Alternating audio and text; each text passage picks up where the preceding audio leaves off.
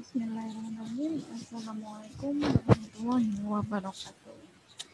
Kali ini kita kembali lagi pada mata kuliah Mekanika Fluida dan Hidrolika pertemuan kedua. Nah, di sini kita akan membahas mengenai sifat-sifat zat cair. Nah, ini adalah syarat mengikuti kuliah namun pada kondisi sebelum pandemi Covid. Jadi, mahasiswa saya harapkan di dalam kelas selalu mencatat dan mengerjakan latihan soal supaya jadi mekanika fluida dan hidrolika tanpa latihan soal teman-teman pasti akan sulit untuk memahami seperti itu. Baik, langsung saja. Ini RPS, kita berada di pertemuan kedua. Kita akan membahas mengenai sifat-sifat zat cair. Nah, untuk buku referensi yang bisa teman-teman simak di samping menyimak materi yang saya berikan itu sudah tertera di RPS yang saya upload di Kolabor sehingga teman-teman bisa melihat referensi buku yang digunakan dan itu juga banyak buku yang sudah dalam bentuk e-book jadi tidak perlu beli buku, sudah banyak e-booknya di internet seperti itu ya. Nah, kali ini adalah pokok pembahasan dari sifat-sifat zat cair. Yang pertama adalah pendahuluan, lalu ada rapat massa, berat jenis, rapat relatif, kemampatan zat cair, kekentalan cair, kapilaritas atau tegangan permukaan, dan tekanan uap. Yang pertama ini pendahuluan ya, sifat-sifat zat cair. Jadi zat cair itu memiliki sifat berbeda dengan zat lainnya, misalnya gas atau yang lainnya gitu ya. Jadi apabila ruangan lebih besar dari volume zat cair, maka terbentuk permukaan bebas horizontal yang berhubungan dengan atmosfer. Jadi apabila ada ruangan berbentuk seperti lebih besar, sedangkan volumenya adalah volume zat cairnya adalah hanya segini, ini adalah zat cairnya gitu ya. Sehingga terbentuk permukaan yang bebas. Ini adalah permukaan airnya di sini, permukaan airnya. Nah, di sini dia bebas berhubungan dengan atmosfer. Atmosfer itu adalah udaranya, seperti itu. Lalu mempunyai rapat massa dan juga berat jenis. Lalu dapat dianggap tidak termampatkan. Jadi kalau kita melihat benda padat atau pasir atau misalnya benda padat lainnya gitu ya. Kalau pasir itu kan kita taruh di tempat, kita padatkan, dia akan makin padat gitu ya. Namun kalau air kita mampatkan, dia tidak bisa, dia akan keluar dari tempat yang termampatkan tersebut.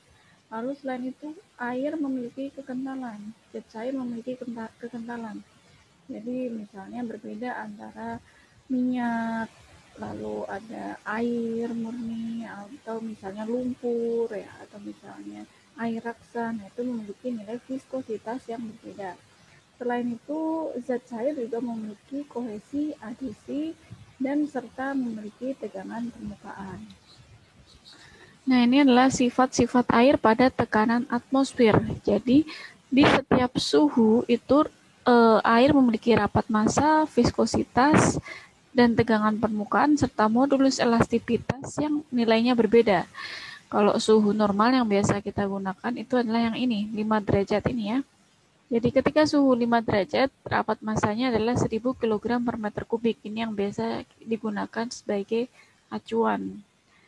Nah, makin tinggi derajatnya berarti juga di sini menyertakan rapat massanya, viskositasnya, tegangan, dan modulus elastisitasnya juga mengikuti suhu tersebut, seperti itu. Nah, sekarang yang pertama yang akan kita bahas mengenai sifat zat cair itu adalah rapat massa atau lambangnya adalah Rho ya.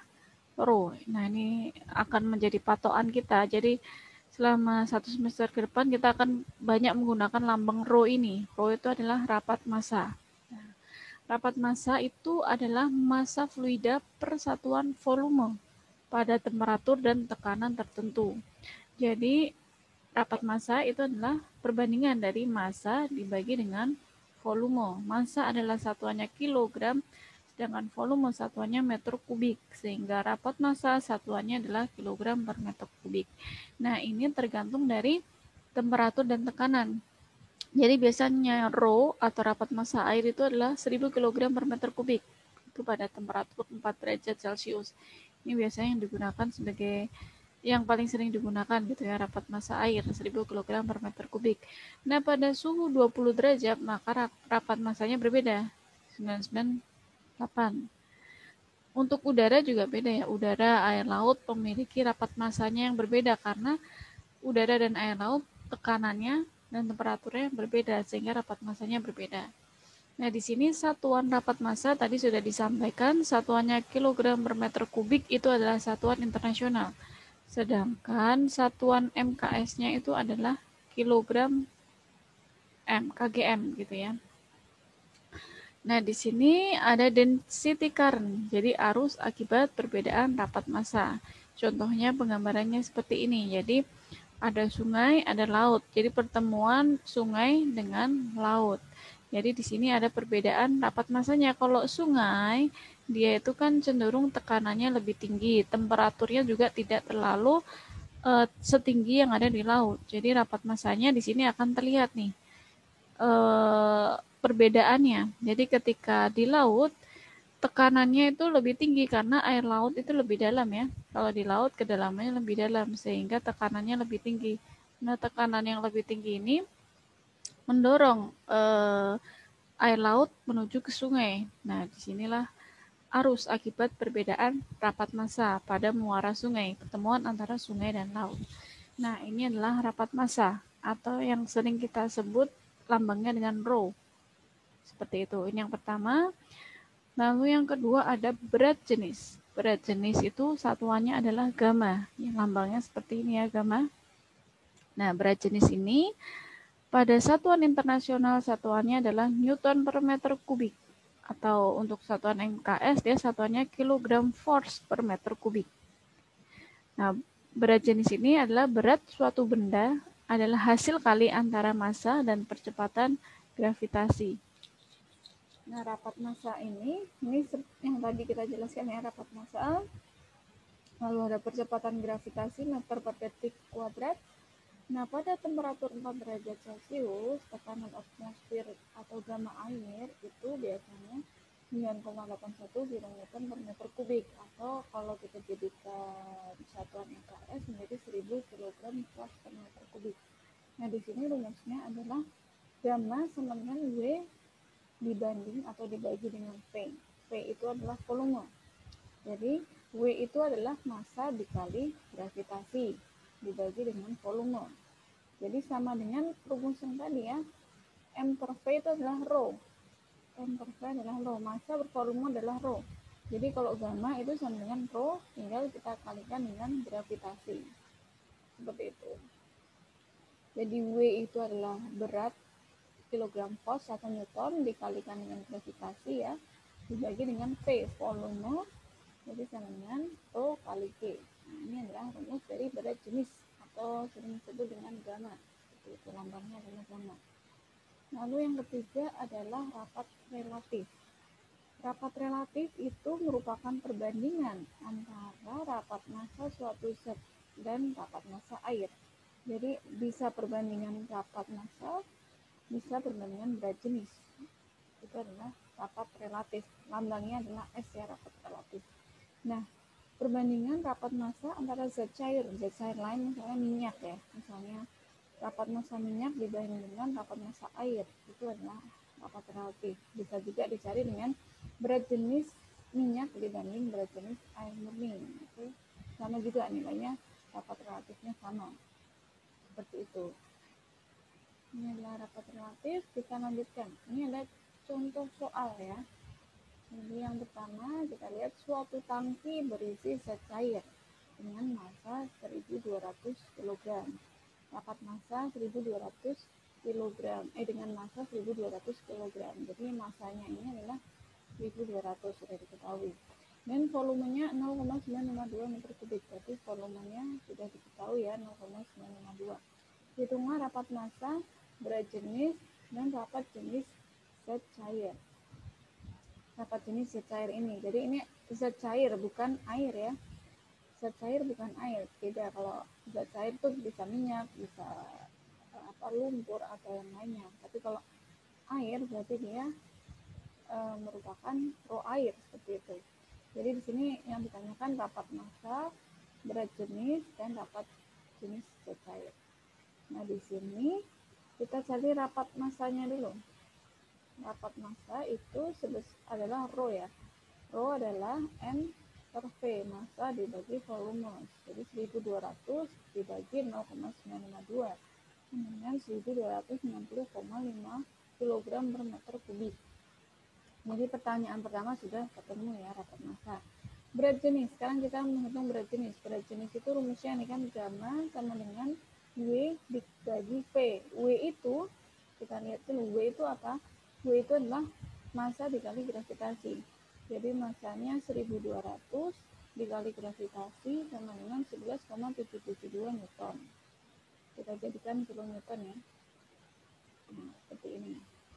Jadi 11,72 kilonewton tinggal dibagi volumenya sama 0,952 sehingga berat jenisnya ketemu ya 12,36 kilonewton per meter kubik. Pertanyaan ketiga, rapat jenis zat cair. Berapa rapat jenis zat cair atau rapat massa zat cair tersebut? Jadi di sini kita bisa lihat atau rapat relatif ya di sini. Dengan rapat jenis tapi rapat relatif. Nah, di sini rapat relatifnya berapa? Rapat relatif itu kan perbandingan antara rapat massa zat cair dibandingkan rapat massa air. Jadi rapat massa zat cairnya tadi sudah ketemu 1260,5 kg per meter kubik dibagi dengan rapat massa air yaitu 1000, sehingga hasilnya rapat relatifnya adalah 1,260 seperti itu. Ini adalah contoh latihan soal 1 tentang rapat massa, berat jenis, dan juga rapat relatif. Sekarang kita masuk ke kemampatan zat cair atau lambangnya adalah K. Di sini sering disebut dengan modulus elastisitas. Jadi kemampatan zat cair adalah perubahan atau pengecilan atau pembesaran volume karena adanya perubahan tekanan.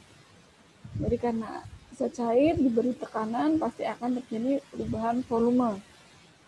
Seperti itu. Lalu penting saat terjadi perubahan tekanan mendadak khususnya terjadi pada perubahan temperatur. Jadi ketika air berada di suhu yang tiba-tiba suhunya berubah jadi rendah atau suhunya tiba-tiba berubah menjadi tinggi, itu akan merubah volumenya. Seperti ketika kita memiliki aqua atau air mineral gelas ya, yang kemasan gelas itu, ketika kita masukkan ke dalam freezer atau kulkas ya, kulkas yang beku itu, nah pasti bentuk permukaan air mineral gelas tersebut tidak datar ya, pasti cenderung cekung gitu kan. Misalnya air gelas kan seperti ini ya, ketika normal kan seperti ini datar, tapi ketika kita masukkan ke dalam freezer dia akan menjadi cekung. Itu adalah perbedaan temperatur menyebabkan tekanan sehingga terjadi perubahan volume pada air.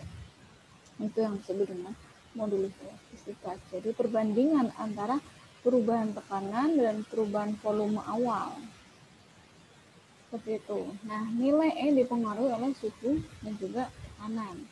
Modulus elastisitas rata-rata air tawar adalah sekian ya, 2,03 kali 10 pangkat 9 Newton per meter kubik. Jadi air itu sama dengan 100 kalikan baja. Baja mudah didapatkan 100 kali dibandingkan air. Jadi modulus elastisitas itu K itu adalah perbandingan antara perubahan tekanan, dP itu perubahan tekanan, sedangkan dV itu perubahan volume dibandingkan V. V itu volume awal. Seperti itu. Ini adalah rumusnya ya. Nah, sekarang kita langsung ke latihan soal tentang kemampatan zat cair. Nah, seperti ini. Jadi diketahui modulus elastisitas air, jadi K-nya diketahui ya, di sini K sudah diketahui sebesar 2,24 kali 10 pangkat 9 Newton per meter kuadrat. Nah, pertanyaannya berapakah perubahan dari 1 meter kubik air bila terjadi perubahan tekanan sebesar 20 bar? Jadi yang ditanya adalah delta V-nya, perubahan volume. Nah, di sini seperti rumus yang tadi ya, jadi delta V-nya diketahui kan 20 bar. Sedangkan delta V yang dicari, sedangkan V ini adalah volume awal, sudah diketahui 1 meter kubik. Jadi kita substitusi ya, di sini ada delta volume sama dengan V.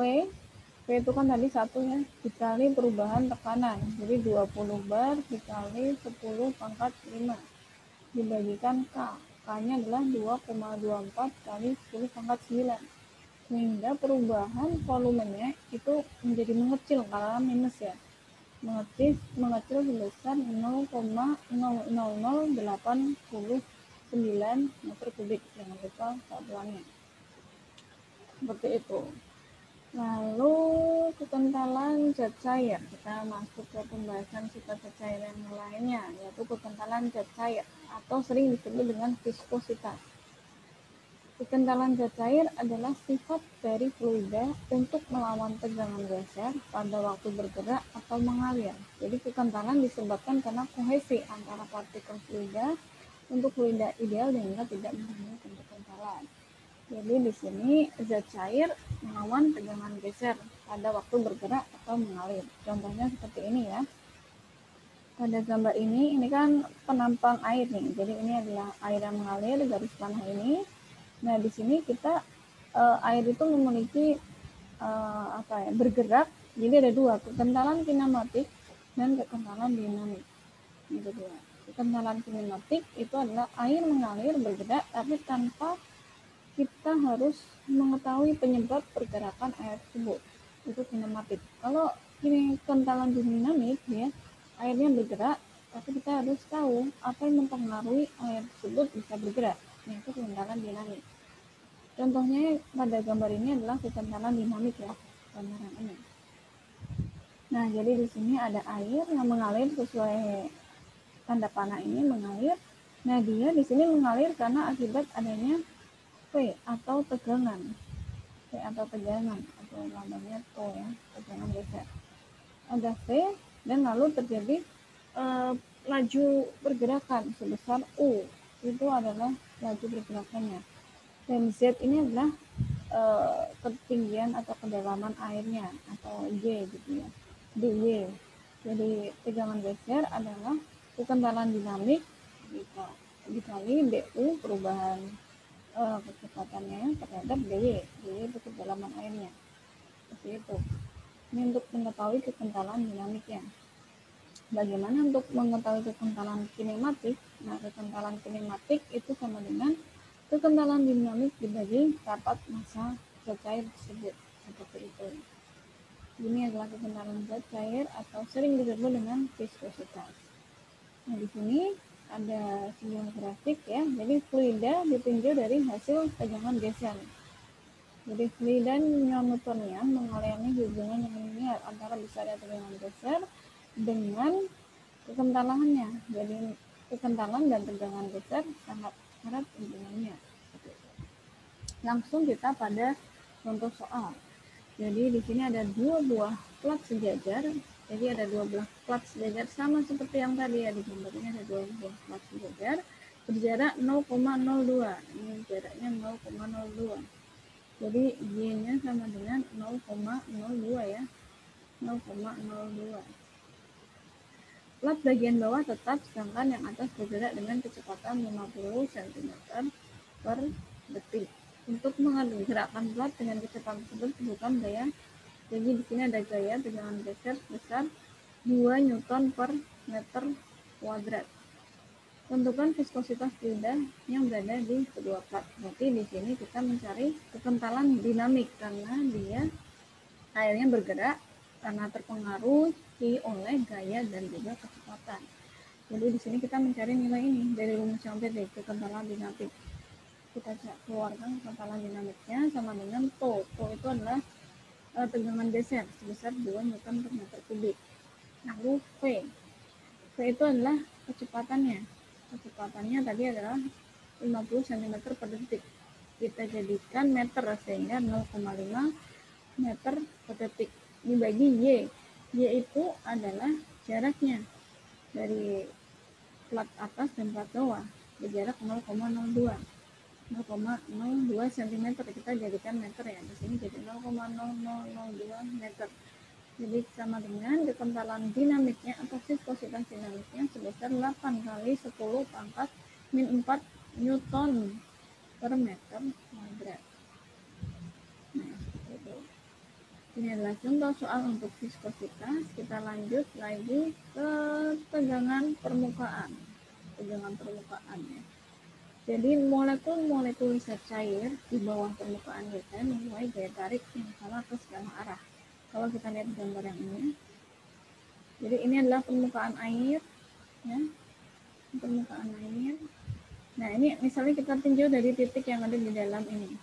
Nah dia memiliki tekanan atau gaya tarik yang sama ke segala arah. Jadi ada gaya tarik ke kanan, kiri, pokoknya ke segala arah itu sama, seimbang. Beda halnya ketika lihat yang ini, titik yang ini. Apabila titik berada di permukaan antara zat cair dan udara atau antara zat satu dengan lainnya, maka gaya tarik ke atas atau ke bawah tidak seimbang. Jadi kalau zat cair yang berada di permukaan air ini, maka dia gaya tariknya menjadi tidak seimbang. Jadi yang ke atas dia kalah dengan gaya tarik dari udara. Nah, ketidakseimbangan tersebut menyebabkan molekul-molekul pada permukaan melakukan kerja tension untuk membentuk permukaan zat cair. Kerja yang diperlukan untuk melawan gaya tarik ke bawah tersebut dikenal dengan tegangan permukaan atau surface tension yang sama besar di semua titik. Jadi kalau kita lihat ini, misalnya kita lihat suatu gelas ya. Nah, biasanya di gelas itu permukaan air tidak merata seperti ini. Sebenarnya kalau kita lihat dengan cermat, permukaannya cenderung ada sedikitnya agak sedikit seperti ini. Itu akibat gaya tarik antara air dengan zat lain atau kalau di sini udara seperti itu. Jadi mengakibatkan permukaannya tidak datar dengan sempurna seperti itu. Ada lagi yang namanya kapilaritas. Ini tentunya sudah pernah dipelajari ketika SMA ya. Jadi ada meniskus cekung, ada meniskus cembung. Ini cekung, ini cembung. Kalau meniskus cekung, dia adhesi lebih besar daripada kohesi. Sedangkan meniskus cembung, kohesi lebih besar daripada adhesi. Nah, masih ingat nggak kira-kira teman-teman kohesi dan adhesi? Sini sudah saya tuliskan. Jadi kohesi adalah gaya tarik-menarik antara molekul-molekul yang satu jenis. Sedangkan adhesi gaya tarik-menarik antara molekul yang tidak sejenis. Jadi kalau yang cekung atau adhesi, dia itu gaya tarik-menariknya yang tidak sejenis lebih besar daripada yang sejenis. Sedangkan meniskus dia gaya tarik-menarik antara molekul yang satu jenis itu lebih besar daripada yang tidak sejenis. Nah, di sini kapilaritas adalah zat cair akan naik akibat kohesi lebih besar dari adhesi atau sebaliknya. Jadi adanya cekungan atau cembungan ini adalah yang disebut dengan yang namanya kapilaritas, kenaikan atau penurunan kapilaritas. Nah, biasanya berapa ketinggian kapilaritas ini? Nah, ini biasanya yang dicari ya. Seperti yang langsung saya tunjukkan pada rumus yang ini. Jadi turunan dari rumus seperti yang ini. P itu adalah volume tabung, tegangan permukaan kali cos theta. Theta itu adalah sudut yang membentuk cekungan ini berapa, dikalikan A adalah luas lapang tabung, H itu tinggi kenaikan kapiler, sedangkan gamma adalah berat jenis. Nah, biasanya kita cari adalah kenaikan kapilernya. Jadi sama dengan 2 dikali tegangan permukaan kali cos theta, derajatnya ya theta, dibagi berat jenis air dikalikan R. R adalah jari-jari tabung. Seperti itu. Ini ada contoh langsung. Nah, tentukan tinggi kolom air yang terbentuk di dalam tabung vertikal berdiameter 1 mm. Jadi diameternya 1 mm ya. Lalu karena gaya kapiler, apabila tabung tersebut dimasukkan ke dalam tegangannya berarti tadi sigma ini tegangannya adalah adalah 7,4 10 pangkat 9 meter per meter. Dan sudut kontak 5 derajat, sudutnya adalah 5 derajat.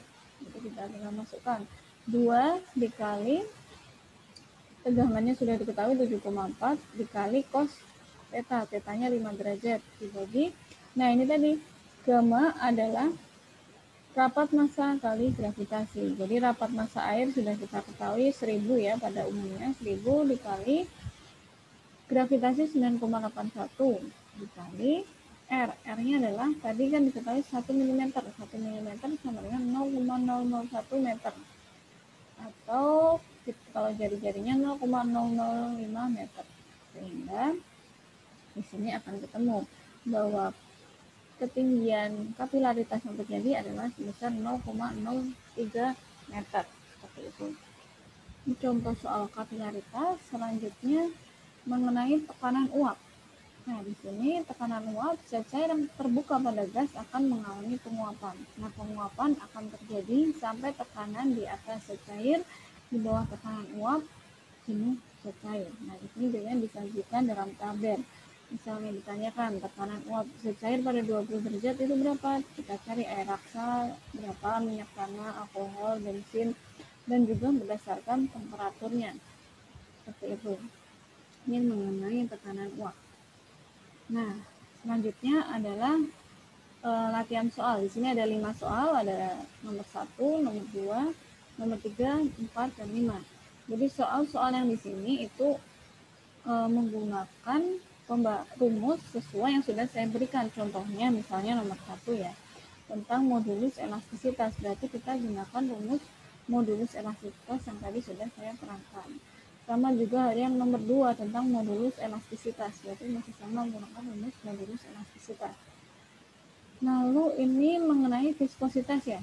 Viskositas, jadi tadi ada plat sejajar bergerak. Nah, itu kita menggunakan rumus viskositas. Sedangkan nomor 4 dan 5 itu mengenai kapilaritas. Jadi ini ada air raksa dan air dibandingkan. Nah, ini kita cari hitung penurunan air raksa dalam tabung. Ini juga sama, hitung tinggi total pada mana air dalam tabung akan bertahan. Jadi ada 5 soal. Silahkan teman-teman kerjakan jawabannya sekreatif mungkin ya. Bisa menggunakan video, bisa menggunakan kalian tulis, kalian foto, kalian unggah ke Kolabor. Kalau video juga diunggah ke Kolabor. Seperti itu kalian kerjakan. Nanti akan saya review. Jika jawabannya masih belum tepat, maka saya akan membuat video pembahasan soal pertemuan kedua ini. Tapi kalau saya rasa